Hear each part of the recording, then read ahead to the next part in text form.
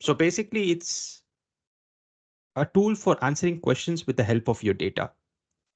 So let me actually remove an architecture diagram rather than talking. So to not complicate things, let me take this diagram. So over here on the left-hand side, you can see the data factory. And essentially the data factory is where you store, you transform, and you do all your engineering activities on the data set. And this data can come from multitude of sources. So it can come from uh, your web applications, or it can be your log sources, or it could be just sample databases or archive databases which are lying inside the business. And when the data set actually, when this data actually is comes inside the data engineering infrastructure, which is mostly any cloud platform or any database, we do a lot of transformation and different types of activities, or we kind of wrangle the data to get it in a certain format. Once the data comes to a certain format, uh, you can you can basically consume it in different applications, and one of the application is Power BI. So basically, you can consume this data, you can ask it a couple of questions, and you can get answers. So it's essentially just a high-level advanced um, reporting engine, which can give you answers on the data. So we'll actually get into the demo rather than me talking for us. Um, and apart from Power BI, you might have, I mean, everyone would know about machine learning and AI. So nowadays, rather than just reporting on the past data, we are trying to predict what's in the future. So that's where machine learning comes in. And Azure is kind of stacking all this stuff together, and they're so basically Microsoft is going in a route where they are trying to build one application which can do all of this other stuff together, which I'll be showing as well. Any questions till now? Or if anyone has questions, feel free to leave it in the chat and maybe I'll cater to it. So rather than just talking, let me start sharing my screen and walk you through one sample use case. So like I was given the agenda, so I'll be walking you through creating a simple report from an Excel file in Power BI. And during that, I'll maybe talk about the uses of Power BI. Why do we even need Power BI in the first place? Then I'll maybe talk about creating reports from different sources. I'll talk about something called connectors, wherein it's essentially how Power BI can consume data from different sources. We'll walk into how Power BI can connect to SharePoint, and how we can kind of consume that data and make reports on top of it. And then, of course, we'll talk about the main components of Power BI, which is Power Query and DAX. All right. So to kick off the demo, let me set up my screen.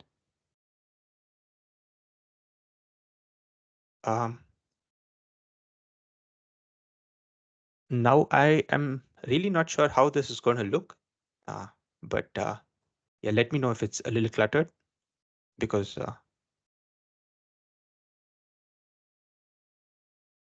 everyone can see my screen okay, or it's too small, too big? It's too small, I think. Too small. It's too Yeah, small. too small. Yeah. Yep. So I think I might have to share the screen one by one. So I might just share my Power BI stuff. Oops.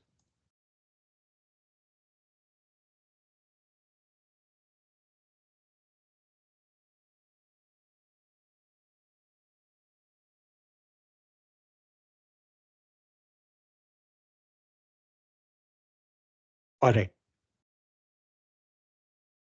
So now I'm opening my Power BI desktop, and then I'll be sharing that specific desktop, and I'll walk you through the stuff of how to read data, how to manipulate it in Power BI. Why do we even need Power BI in the first place, and stuff like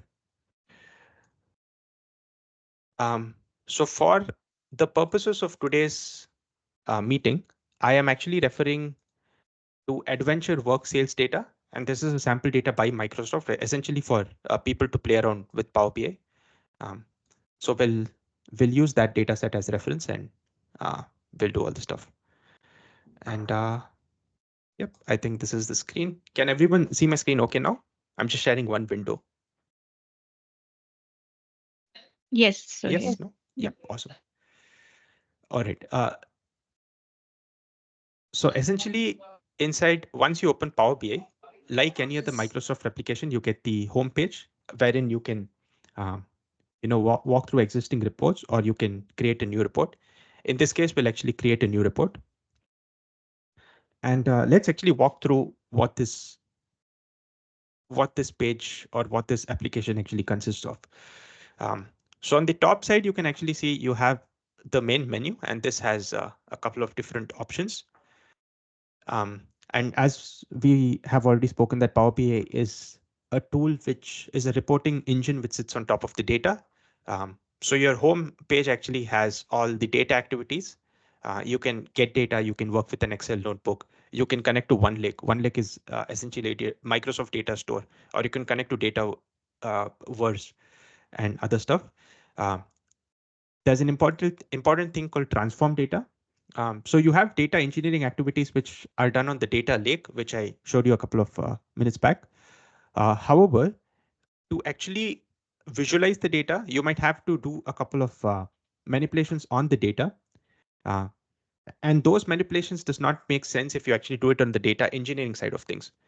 So to kind of do minute manipulations on the data to make your visuals, Power BI has something called Power Query, which is an engine to manipulate your data inside of Power BI. And that's what transform data is all about. So once you actually get your data towards Power, you kind of read data or you connect to your data set in Power BI. When you hit on transform data, that actually opens Power Query and you can do it. And we'll, of course, do all this rather than me talking. You have other stuff like insert, modeling, view, optimize. So insert is essentially, it's for visualization stuff. So modeling is for data models. It's to create new tables or to create to create models out of your data sets or relationships between your tables in the data set. You have the view, which is again visualization. This is to create visuals, which we will be looking into. You have optimize, and optimize is essentially to monitor your Power BI performance. This could be your data set refreshes. This could be your report refreshes. This could be the way in which Power BI is querying your data, or this could be relationships between different tables. So essentially, this is to tweak performance. This is to monitor performance or to improvise your Power BI performance. You have the help, and this is essentially Microsoft stuff, which you can click on and which you can read through. You have the Power BI blog and community forums and stuff like that. You can submit an idea as well. And if a lot of people submit a single idea, then Microsoft actually works in bringing those updates in the next version. You have external tools. Now this is not basic. I would say this comes on the advanced side of things. But in some cases, when your reports and your data sets become a little complicated, then doing stuff on Power BI becomes a little harder. For example, writing DAX equations and stuff like that becomes a little harder.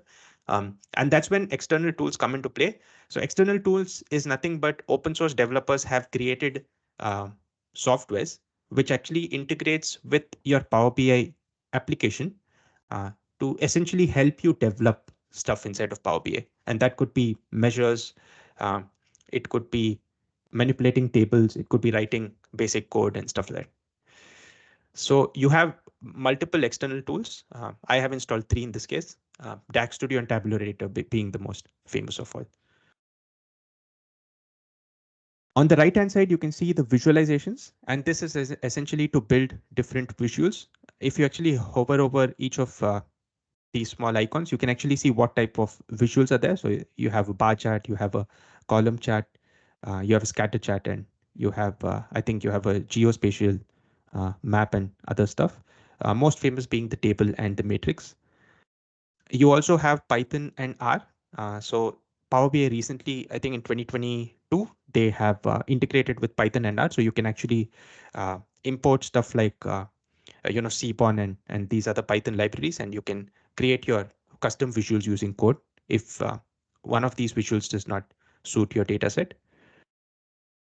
you have the data section. So once you connect Power BI to a specific data source, or you point it to a specific data source, you can see all your data set over here. Now, because I've just created a new report, so there's no data essentially. Oops, sorry. I'll walk you through this later. So there's no data over here. We are going to get data into this report shortly. On the left-hand side, you have the report view. The report view is where you actually build your Power BI visuals. You have the table, and essentially that's where you can actually see your Power BI data set. Actually, I'll get back to this. Let me actually import some data and walk you through that stuff. All right, so the first thing I'll be doing is I have a local Excel file lying on my desktop, and I'm just going to get that specific data. So to get data, I go to get data. You can see that Power BI has hundreds of different connectors.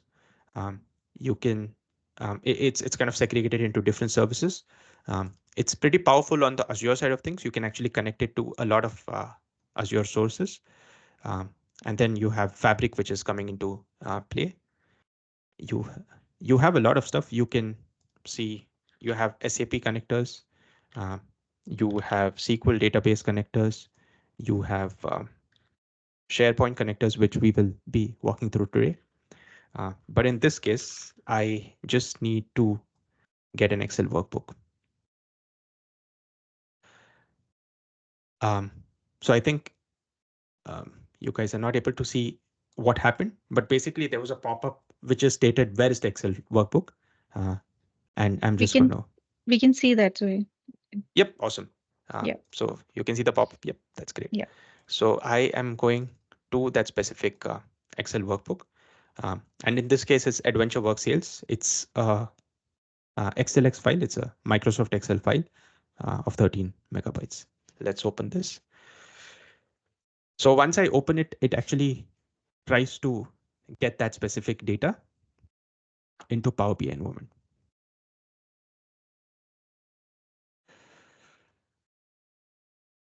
All right, let's just give it a second.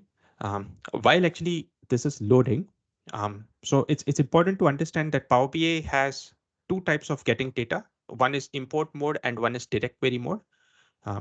Now this is a little advanced. It comes on the Power BI service side of things. I might need a couple of more sessions to actually dive into this. But on a high level, import mode is where the data actually comes into your Power BI file. So into your PBX file. Essentially, whatever stuff you do on Power BI, it's stored in a PBX file. So when you import data, the actual data is compressed using a compression algorithm, and it's actually stored inside your Power BI report. When you use direct query, your data on itself does not reside inside of your Power BI PBX file, inside of your the report file. It stays where it has to stay, but your Power BI report is just pointing to that specific file. Is that clear? If not, can someone? Yes, yes. Yep, awesome. Yes. Awesome. So, Shoaib, and of course, can that you comes. help us? Yes. When would be Yep. the best case to use import mode, and when would be a best case to use direct mode? Yes, I'll get into that. Maybe I'll just give you a brief answer, but I'll get into that on the surface as well. So essentially, when your data is huge, say for example, it's in tens of gigabytes or hundreds of gigabytes or petabytes or zettabytes, in that case, it makes more sense to go on direct query. And the reason being, when you're actually moving that much data from A to B, then there is a lot of time and resources which are being used. Now, import mode is good when your data set is small and when you have a lot of manipulations to do on the data. Make sense? So when you have to open up Power Query and do a lot of wrangling or do a lot of manipulations to get the data set in a certain order to work on the visualization part of things, that time it makes more sense to go on the import mode.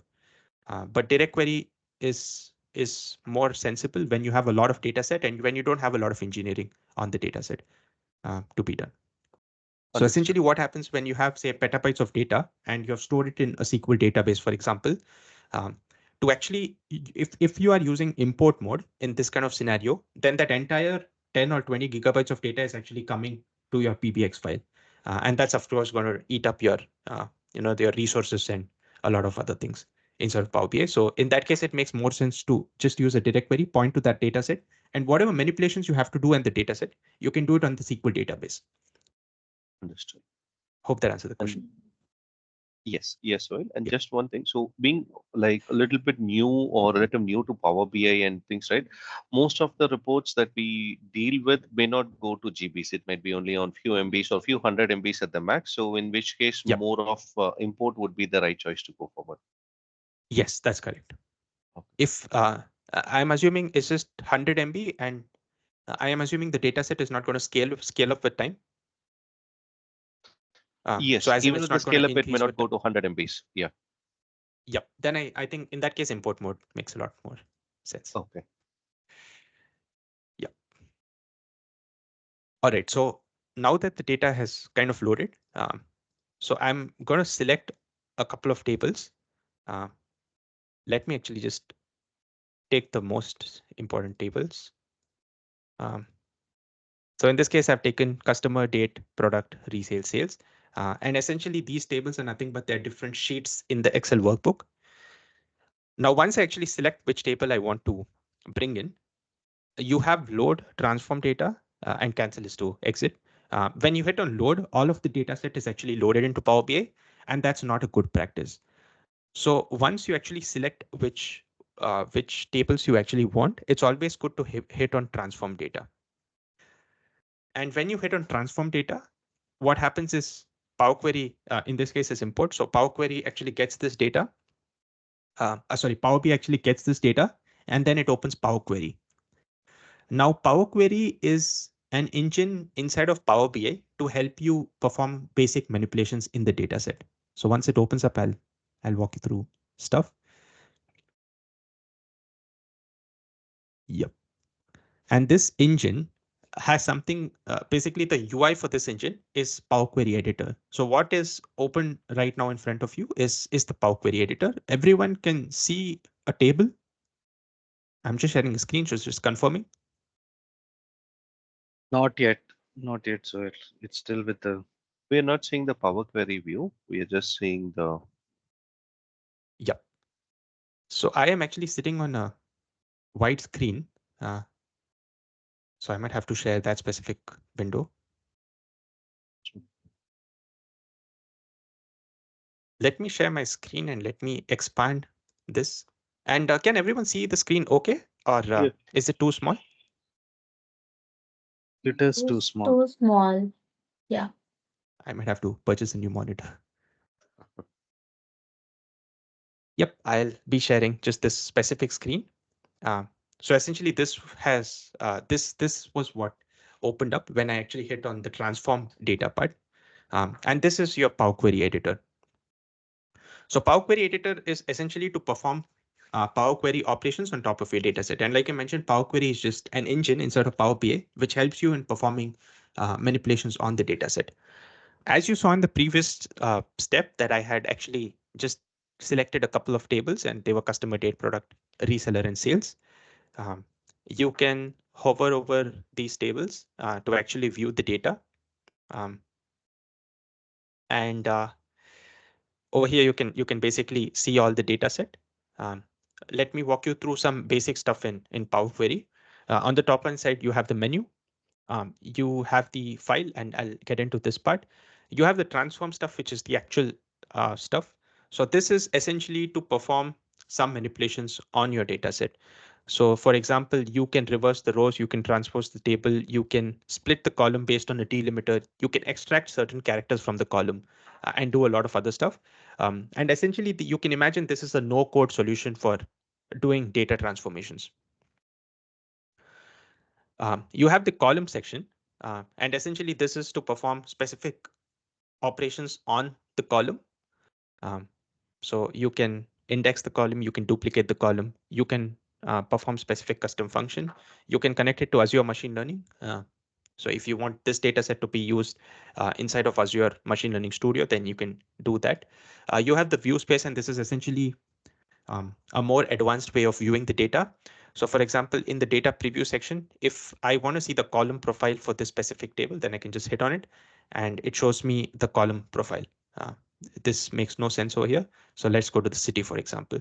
So over here, I can see the top cities. You can see that Burin and Paris is the most occurring value in the city column. You can also see the column distribution. So you can see how many unique values are there, if there are any errors and stuff like that. You can see the column quality. And this is essentially to see if there's any error or empty fields in the column. So essentially, you can just import any data set and you can play around and you'll get a feel of what this does. So this is essentially to just get an eagle view perspective of the data. All right, now coming to the important stuff. So Power Query is actually built on top of a language called M. And if you want to see the actual M code behind the specific table, then you can hit on Advanced Editor. And Advanced Editor basically opens up the actual code which is behind the Power Query, which is behind this no-code solution. M on itself is not very complicated. It's a little different, so it takes some time to get adjusted to, but with time, it's pretty easy. If you actually see the code, you can see that the applied steps over here does resonate to what's in the code. So you can see that the source is the actual Excel workbook to which we are pointing to, and that's the source over here. You have the navigation step, which is actually navigating into specific tables, and you have the change type, which is actually changing certain data types in the specific column. So you can see the change type stuff over here, which actually takes the customer key, it changes into an int. And this is not done by me. This is automatically done by Power BI. So Power BI kind of automatically cleanses the data up to a certain degree, and then it opens up Power Query, and you can add code over here, or you can use the no-code solution. So coming back to the data, let's actually do some no-code changes to this data. So rather than actually seeing doing Sohail, changes. sorry to interrupt you. Just a quick Yep. question. Yep. So you did mention that when we are kind of importing the data, it's always a good practice to transform the data and then load it, right? Yes. So what would be the drawbacks, or if we were to load and then transform the data, or when to use what? Yes. So if you actually load the data, you can even transform the data later in Power BI as well, and that's essentially the same thing. But yeah, it's always better to do that initially and then get the data so that you can prepare your visualizations much better. Make sense? Okay, thank you. Yep. But yeah, essentially, once you load the data, you can then hit on transform data inside of Power BI, which I'll be showing as well, and that essentially opens Power Query. So yep. But as per a lot of experienced people and Reddit forums and stuff like that, so they always say it's always better to transform your data as a matter of good practice before you kind of load it into the Power BI. But if the data set is small, it's not a big concern. You can do it anyway. Okay, thank you. Yeah. So coming to the data set, let's actually perform some manipulations on this data set. So I see a customer column over here. And I can see that this has the first name and last name, but this does not have the first name and last name columns. So I would like to get the first name and last name for the customer. So you can right click on this row, and you can see that I get this pop-up.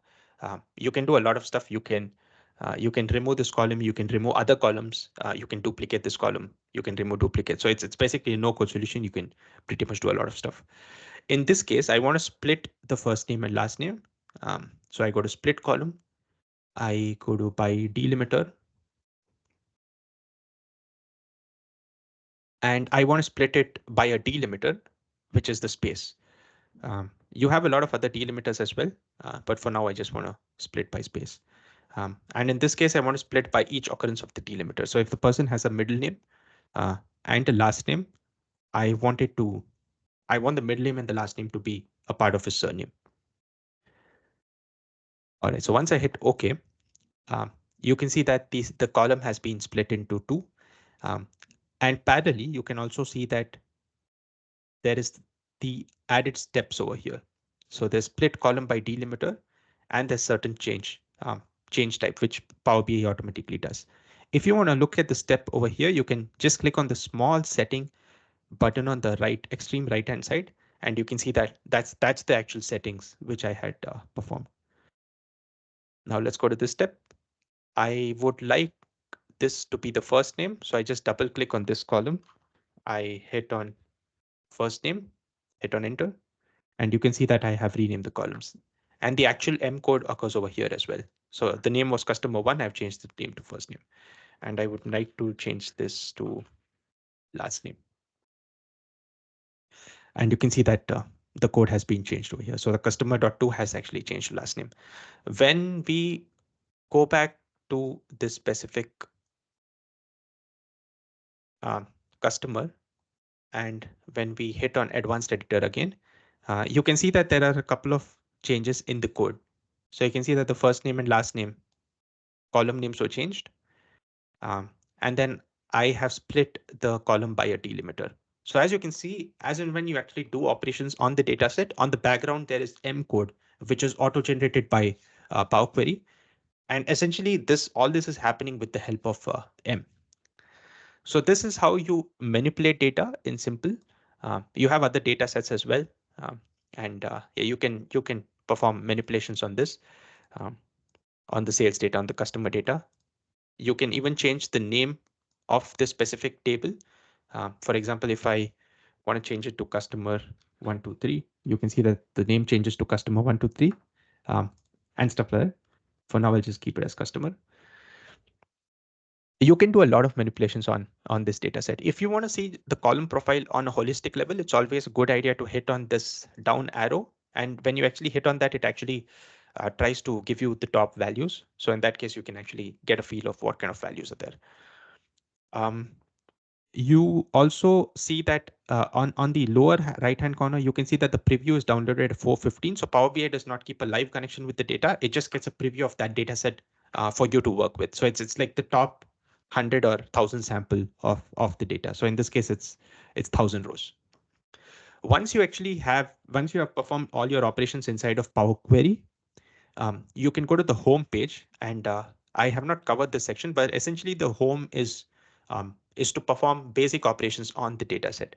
You have the advanced editor over here as well, which opens the code, or you can just right click on that specific query and you can hit on advanced editor. You can do some basic operations like removing rows, choosing certain columns, using the first row as header and stuff like that.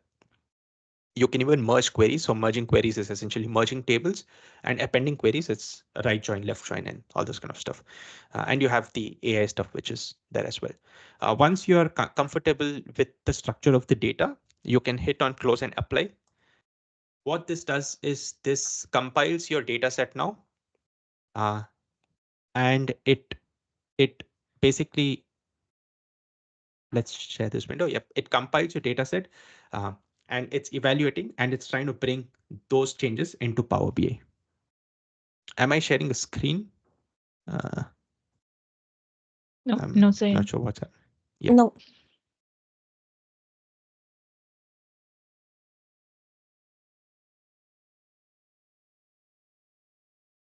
All right, let's give it some time. So I'll just share my window and just show what's happening, and then I'll be sharing that specific screen. So in this window, you can see that the data set, all the data changes which we actually did, it's being compiled by Power BI, and it's going to come into Power BI. And now I'll be sharing that specific window for better visibility. All right, as you were seeing that all the compilation is complete and all the data is over here. So before there was no data and now there's data. You can expand these columns to see all the table, you can expand these tables to actually see what columns were there. Now coming back to the left-hand section, you have the report view, and this is essentially a playground for you to build your visuals or build your reports. You have the table section, and this is essentially for you to actually view your data. So like you can see in the Power Query, we had the customer data. Now you're actually viewing it inside of Power BI. This table view also gives you a look and feel to what your table feels like. And it also gives you a look and feel when you're actually trying to manipulate or Not when you're trying to manipulate, but when you're trying to enhance the table with new columns or new measures, which I'll be getting into. So you can actually add a new column over here, and essentially that gets a new column in this specific page. So it gives you a look and feel while you're actually doing those kind of operations. Now the most important part is you have a data model. Now the data model on itself is a complex topic. So I'll actually give you a link. It's at the end of the session. It's by SQL BI. It's a complete course for beginners to advanced level in data modeling. But essentially data modeling is nothing but relationships within your tables. If anyone has worked on SQL database, this is your schema, the schema behind your tables. So essentially this provides relationships between your tables to perform filters, joins, to drill through from one data set to another data set, and a lot of other stuff. You can manipulate this model by yourself. There's something called star schema, and that has to be followed in Power BI. It's the same thing as SQL star schema. All right, now coming back to the visual playground. So you have the report. The last thing is DAX query view. So this is fairly new, and this is to write your DAX equations. I am not sure if anyone is actually using this currently, because it's not really a good feature as of now, because a lot of people either just write DAX on the table, which I'll be showing, or they actually use your DAX Studio, which is a much better tool. But essentially, this is to write DAX code, and I'll get into what's DAX in a minute or two. All right, so once you have the data ready, you can actually go into the report view and you can build visuals over here. So over here, I can see that we have the city, country, customer, the first name and last name. So you can build whatever kind of visual you want. I say, for example, I just want to see the city. So this automatically selects a specific type of visual. In this case, it's actually selected a map visual. And it basically shows us where the city is located in those specific map. You can maybe map visual is not the best visual for the first session. So let's just take table for now. So table is basically, these are all the cities which were there. You have the first name and you have the last name. And you have the customer ID. So essentially, this is what the customer table has. Now, say I want to build a visual to actually see the sales as per the customer. Now for that, I go to the relationships and I see that the sales and the customer is actually related by the customer key. And that's a one-to-many relationship. If this is a little confusing, I think this might be a little confusing for people who are new to Power BI, but essentially it's just a relationship between a customer and the sales table, and this helps you build visuals. So over here, I just see that the customer key is present in both the tables. I go back to the visual and I can just put in the customer key, and based on that, I can put in the total of the sales amount. So this gives me the sales amount as per the person. So this basically tells me that this specific person, Alex Allen, first name and last name, has this specific customer key, and this is the total number of sales this person has contributed to. So you can build visuals like that on the go. You can even choose what type of visual you want to make. You can make a bar chart, you can make a column chart, and other types of visual. Rather than me talking, let me try to make a bar chart.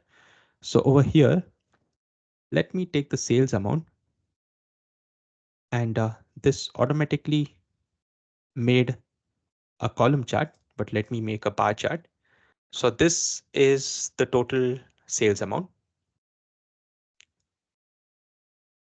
And if you hover over it, you can actually see the total sales amount is about 109 million. Yep, $109 million. Now I want to actually see the sales amount based on some indicator, which I'm trying to find. Let's see.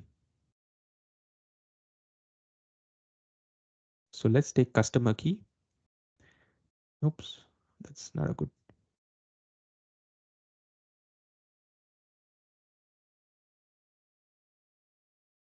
All right, we don't have the region. I should have imported the region table, but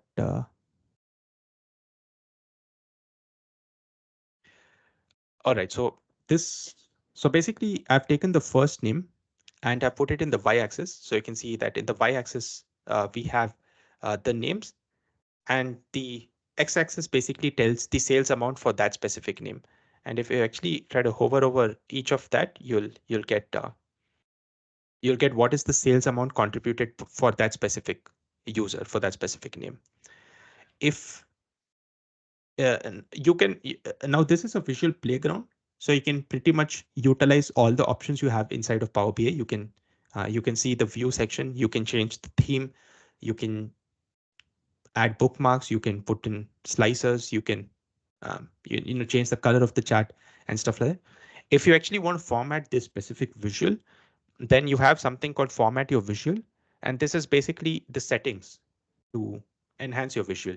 So you can change the y-axis stuff, you can change the coloring, you can change the internal settings of that, you can change the title as well of what you want. This is an auto-generated one by Power BI, and you have a lot of other stuff as well. So visuals is not something which I'll walk through in detail because this comes by practice, and this is based as per your business requirements. So in most cases, you do get business requirements from your stakeholders stating that this is the exact visual I want for this data set, and this is what I want to see. So essentially, to create that specific visual, you just need to know what to drag and drop. And how you would know that is to see the model view, to see the data model of what's related to what, hover over the specific data model and see what's the relationship. In this thing, it's one to many. How I'm seeing it, you can either see it by the sign, or on the right hand side, you can see the cardinality, which is one to many. And based on that, you get a relationship between the tables, and you know what to drag and drop inside your specific playground. Inside Power BI, you can create multiple pages, and you can create different visuals in different pages. Once you have created all your visuals, if you want to publish it to the Power BI service, first thing you have to make sure that you have been logged in as per your Telstra IDs inside of Power BI application. And you can actually see that I have logged in. If not, you'll have the option of logging in with your Telstra IDs. Once you do that, you can go to Home, and on the right hand side, you can see Publish. So once you hit on Publish, this tells you to save the Power BI report. Let me just save it.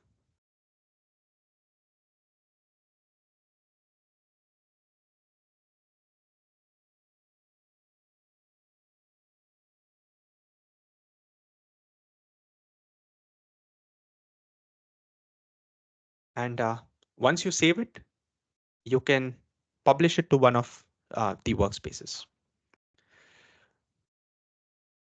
So in this case, let me just publish it to my workspace, and then I'll walk you through what you can actually see inside the Power BI service. So you will have access to certain workspaces. If you do not have access, you can reach out to your managers or your Power BI tenant admins, and they'll be able to add you to one of the workspaces. I'm not sure if they'll be able to add you to one of the production workspaces, which in most cases it's heavily monitored, but you can just, as a team, you can reach out to the Telstra admins. They might just create a test workspace for you and do it. If not, you'll always have access to my workspace. And this is not a shared workspace. This is a workspace only for you to play around with stuff. So let me just publish it to my workspace. Are you guys seeing a publishing screen? Yes. Yes, it is visible. Yep, awesome. All right, so over here you can see that the publishing was successful. Now to see this, see whether this was published successfully or not, we'll have to go to Power BI service. The way to access Power BI service is you either go to app.powerbi.com or you just go to powerbi.com. So in one of the two options, you actually go to the Power BI service or the Power BI app workspaces. Now, this would require a different session on its own of what's a workspace, what's publishing, exactly what's the architecture of a Power BI workspace, where it's hosted and stuff like that. But to keep things simple, Power BI has different workspaces, and workspaces are logical separation of different reports. You can actually see the workspaces over here. In this case, as you have seen, I've just published it to my workspace, and the way to access my workspace is just clicking on this specific thing. So the name of the report was just test. So you should be able to see a test report, and that's over here. So once you actually publish that specific report, you can see that a semantic model is generated, and the semantic model is nothing but your Power BI data set. So this essentially has all your data, which is the tables, the schema, the actual data itself. And in this case, like I mentioned, this was an import mode. This was not a direct query mode. So in case of direct query, then this would actually be just directly connected to the data set.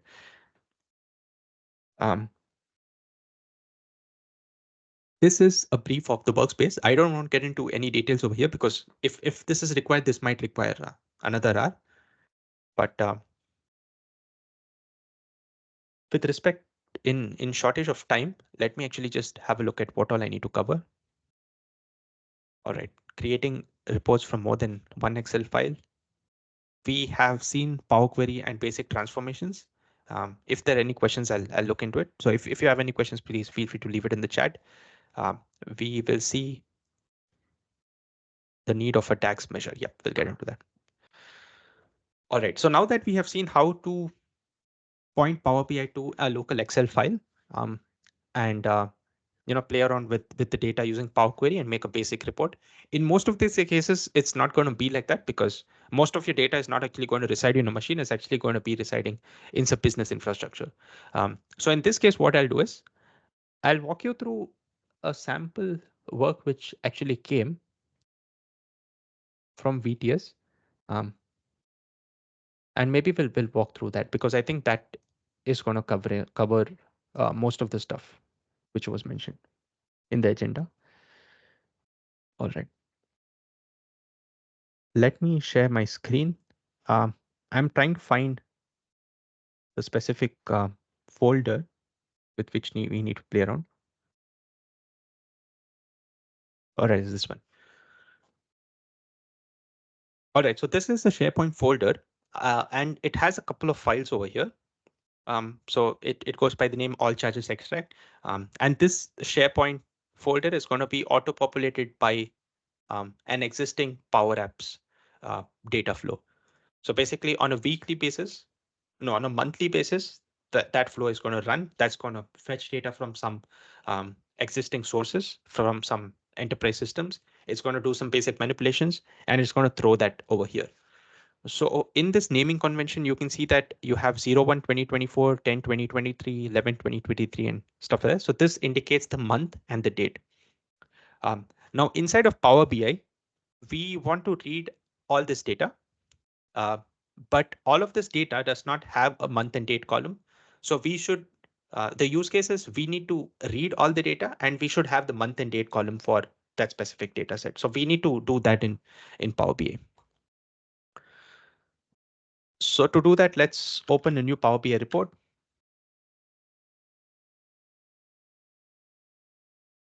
Yep, it's opening. Let's give it a minute to open.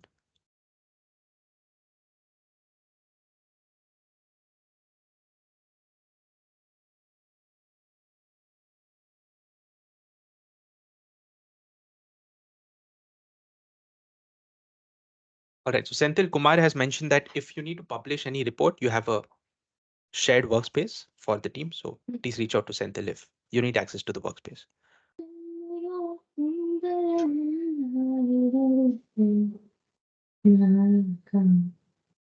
And everyone mute. Yep, thank you. All right, so now that I have Power BI open, let me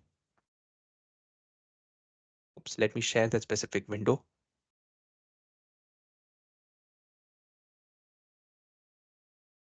Or is this one? Yep.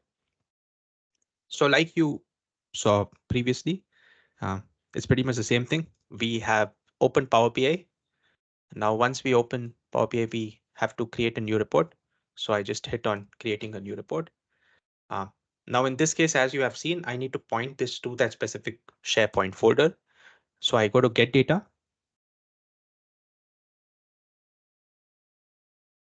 I type in SharePoint, and this gives me 3 options.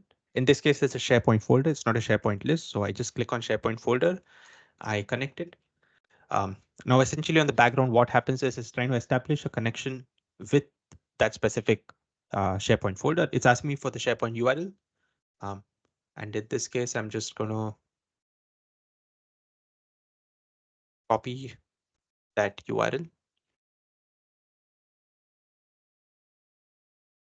Go back to my Power BI, paste it here. So this is the SharePoint location where the data, where all of the data is sitting. So this is the VTS stuff. This is the current project which I am working on. Once I hit OK, it establishes connections with the SharePoint. And that's where we try to extract the data from. Let's give it a minute. Can I ask one question here?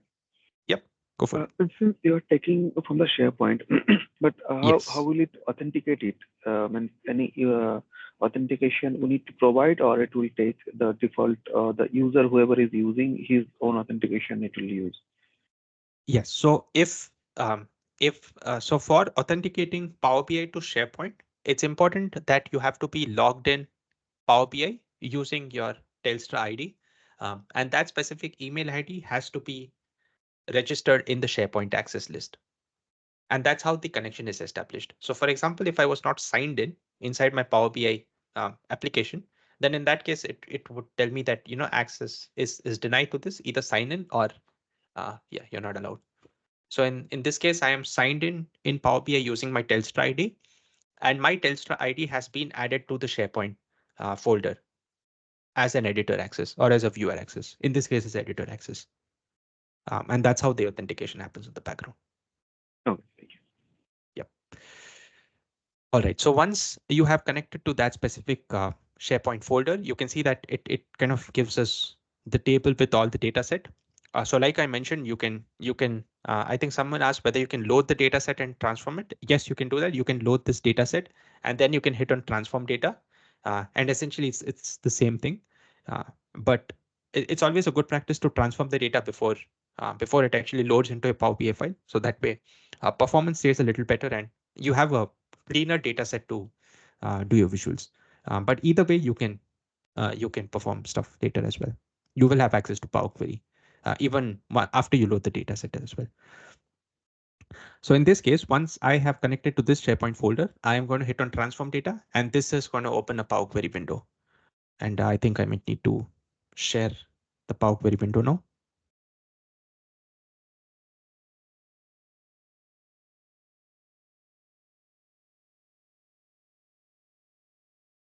All right. So as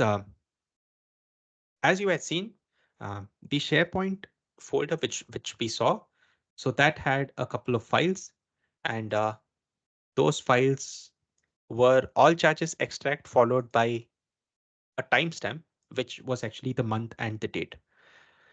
So this is actually the full file name. These are all the extension, and this is basically this is all the data which is present in that SharePoint location. These are the folder path and other stuff. For now, we are just interested in those specific files, all charges extract. So like we perform operations on Power Query, I'm just going to do a couple of operations over here. The first operations being I'm going to filter all charges extract to get the files specific to, basically to get those specific files itself. So over here, you can see there's text filter. I just clicked on this small drop down, clicked on text filter. I click on contains. And over here, you have a couple of options. You can contain equals to, not equals to, but in this case, I want contains. And I need to get files with the name which has the term all charges extract inside the file name. So once I do that, you can see that there's applied steps which are going over here. And even when you actually click on advanced editor, there's auto generation of M code, which is happening on the background. All right, so I need to Now that we have all this, I need to get the actual data which is present in this, but we need to do a couple of operations before we actually get over there. So the first thing is I am interested in the content and I'm interested in the name. So I've hit the control button to actually multi-select different columns. I'm not interested in other stuff for now. So let me just right click and remove other columns. So that basically just keeps these two columns and it removes other columns. Let me change this name to file name. Oops.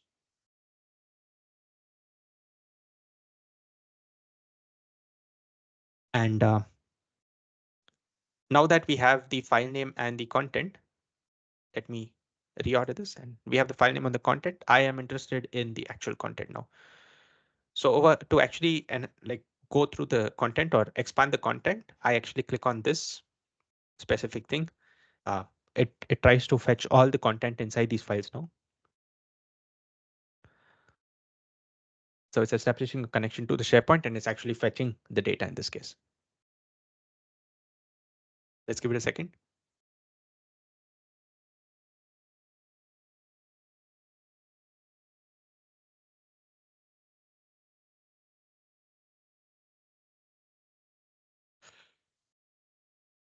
All right, so this basically shows us all the content which is going to be fetched.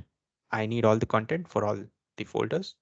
And keep your eye on the right hand side of applied steps. You can see that it automatically tries to fetch all the data and does some automatic cleansing. So you can see that there's a couple of steps added. So it's automatically fetching the data and it's doing some basic cleansing, which Power BI does automatically. Now in this case, I'm actually interested in the file name column. And that's actually not there anywhere over here. So what happened is while Power BI was automatically doing some basic cleansing, it actually tried to remove some columns which it felt was unnecessary. And file name was one of that. So in this case, I actually need the file name. So I'll just click on this. I click on OK. And how I actually know this is through practice. So once you actually use Power Query on different types of data set, then it's pretty easy. You'll get comfortable with time. I go to the last step and you can see that I have the file name over here with all the data which I'm interested in. You can see that the name is query one. I do not like the name, so I changed it to what's the name? So the name is all charges extract. So let me change the query name to all charges extract. And you can see that the name has been changed. Now, as I told, this file name has a timestamp with the month and the year, and we would like to extract that. So to do that, we use Power Query. So the first thing which we can actually do is to split this specific column. So this is the text column. You can see the data type over here, it's text. So is to split the specific values based on a delimiter underscore. So I can see that the pattern underscore is occurring over here, followed by the timestamp. So in that case, what I do is I right click, I split column by delimiter. That's one way, or you can use this menu option as well. You can split column by delimiter. So either way, you can do it. So I split column by delimiter. In this case, you can see that I want to split it by the underscore, and we do not have underscore. So let me just put custom, and let me put underscore over here.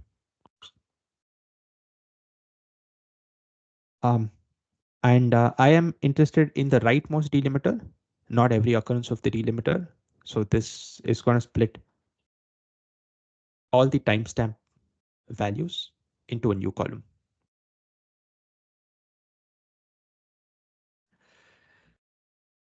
Let's give it a second. So as you can see on the right hand side, there are steps which are occurring, and parallelly there's M code which is being generated. Now you can see that the all charges extract is there, and I am not interested in this column, so I just remove this off. You can see it has the .csv. So what I do is I split column by delimiter again, and this time it's a dot and it's the rightmost.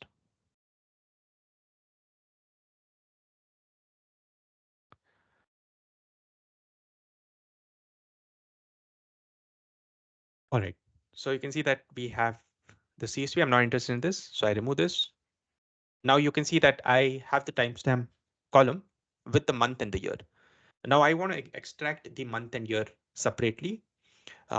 So one way to actually do that is to select the specific column.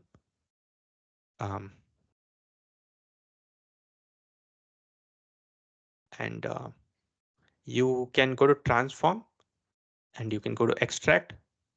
And in this case, I want to extract the first 2 characters for the month.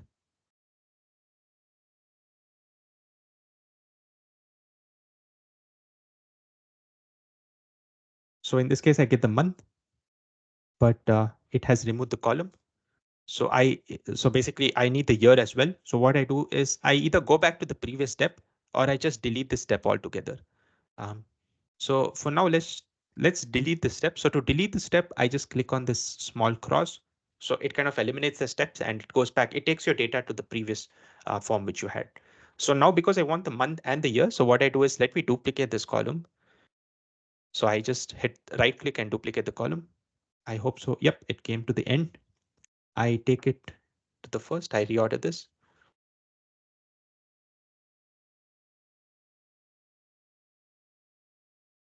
And I click on this column. I extract the first 2 characters over here. And that's essentially the month.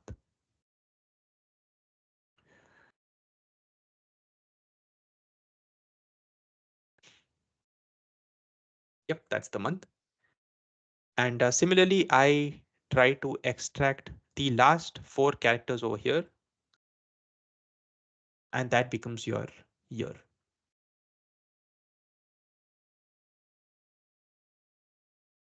So I'll just change the name for comfort.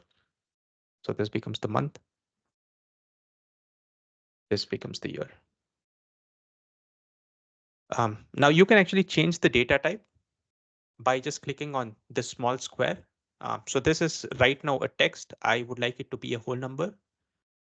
And I would like the year also to be a whole number. So once that's done, we can do it.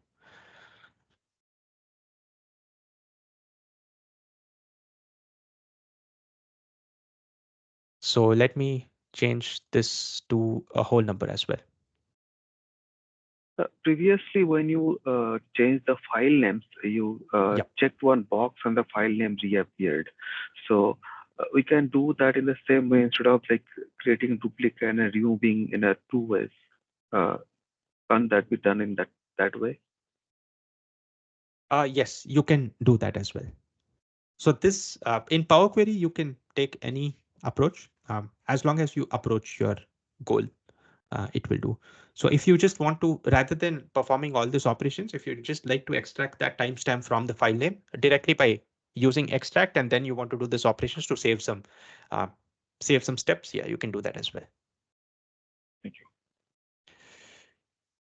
So you can basically use all these techniques over here to shape the data however you want to visualize the data. So with time, you'll get used to it, and yeah, as someone called out, you can find out easier and faster methods to work on it. Power Query on itself is pretty light, so you will never face an issue of performance in Power Query, but in DAX you might face. And what's DAX, I'll actually get into in some time. All right, so coming back to the data set, now that I have all the data of all charges extract from the SharePoint, is extracted from the SharePoint, it has the month and the year. So this is what I actually want for my visualization. I'm happy with this. So I would like to load this data inside of my Power BI PBX file or my Power BI report. So I go to home, I hit on close and apply. And essentially what that does is, let me share my full screen while that is being done. All right, it might be a bit small, but essentially what that's doing is it's now, because it only had the top 1,000 rows. Now this is actually going to extract the data set, perform all those transformations inside of Power Query, and it's actually going to load that data inside of this specific Power BI report. So you can see that it's going to load. It's loading the data to the model, so it's creating a data model. Now it's actually connecting to that specific SharePoint, which we initially put in. and it's actually extracting all those rows, performing all these operations which we did, and it's creating the table. So now that it has fetched all the rows, we are ready to go. You can actually see the data over here. Let me just share that one specific window to make it easier. All right, is this one? Yep. All right. So now that you can see that the data has been loaded over here, you can see all the columns. Like I mentioned before, you can see the model because we only have one table. There's no model which is there. You can see the table, which is the view of the table, the holistic view of the table with all the underlying data. This is going to take some time, but yep, this you can see all the data. I have the month, the year, and all the data which I really need. You can create different reports and pretty much do everything from here. All right, now coming to the measure. So now that I have the table loaded, I would like to create a measure. So I'm thinking, what's the easiest measure? All right, we have include.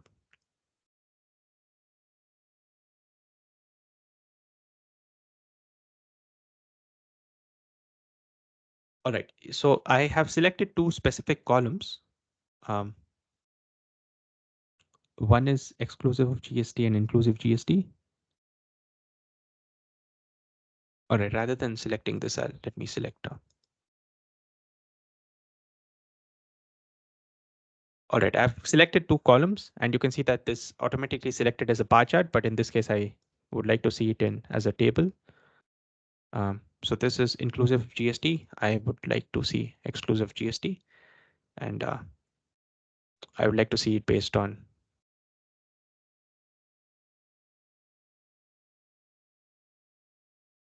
the account reference.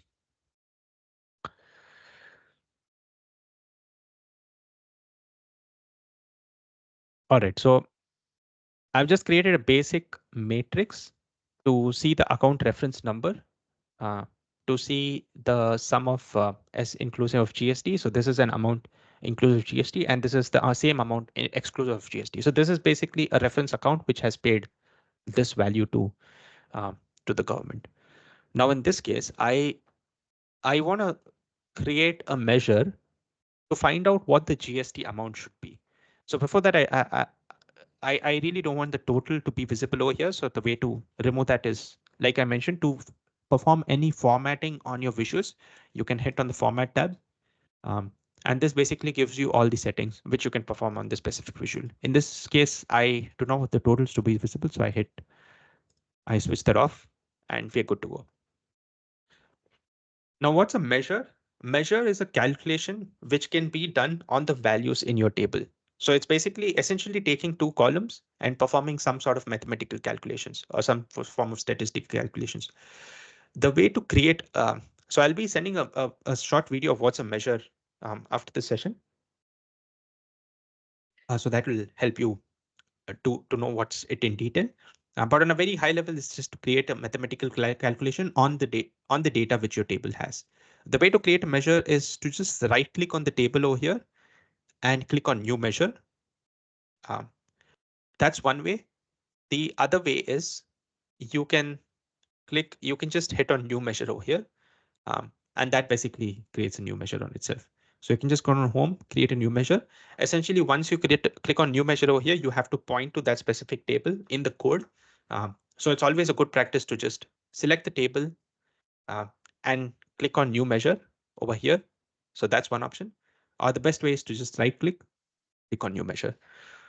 Once you click on new measure, there is some background work which is being done, and it gives you a small window to code your measure. So in this case, I want the GST to be calculated. And that's S include. So let's put it as SGST. So that's the amount code which is there in this case. All right, so In this case, I want to calculate the GST. So the way to do that is just subtract the inclusive GST amount from the exclusive GST amount. Now, the best trick which I would give if you do not know DAX is to open Copilot and see how to do stuff. Because Copilot is pretty solid with, I mean, Microsoft acquired Copilot, Microsoft acquired OpenAI. So it performs pretty well on Microsoft technologies.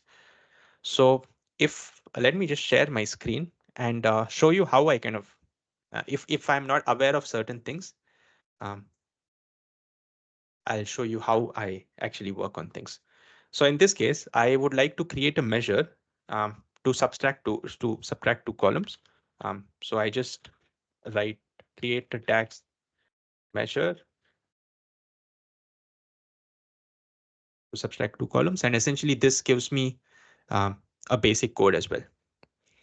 So as you can see that this is the DAX code, the subtraction result. You have something called calculate, and DAX has a million functions on itself. You have two options. You can either open this in Copilot, see which functions are being used, Google those specific functions, and then read the Microsoft documentation. Or before you want to become an expert, you actually go through the whole Microsoft documentation, which is pretty much impossible because there are a million functions in DAX. So it's as per use basis. Is the best approach, which is as in when your business requires some certain thing, you find out which function is most suitable for in your case, and you try to do that using Copilot. Of course, it's not good to whole and solely rely on this. It's always better to do some PD as well, and that will help you in optimization of performance and stuff like that. But to just give you an entry level stuff, I think Copilot is a good start. So you just write what you need to do in DAX. It gives you a sample code. In this case, this is the result. I can use the calculate function and the sum function. So that's what we are going to do right now. If you want to see what the calculate function is, Sohail, sorry to interrupt. Yep. Can I suggest for a second session to cover the remaining topics since we've already passed 10 minutes, if that's okay with you? Yep, sounds good. Yeah, so I'll connect with you offline and then we'll schedule another session. Yep, sounds Yeah. good. I think Okay. that's better. Yeah. Yeah. Thank you. Thank you so much for your time in today's session. Thank you. Yep. Thank you. Thank you, Thank you. Richa. Yeah. Thank you. Thank you, everyone. Have a Bye-bye. good day. Bye-bye. Bye-bye. Thank you. Thank you, Bye-bye. sir. Bye-bye. Thank you. Bye-bye. Thank you.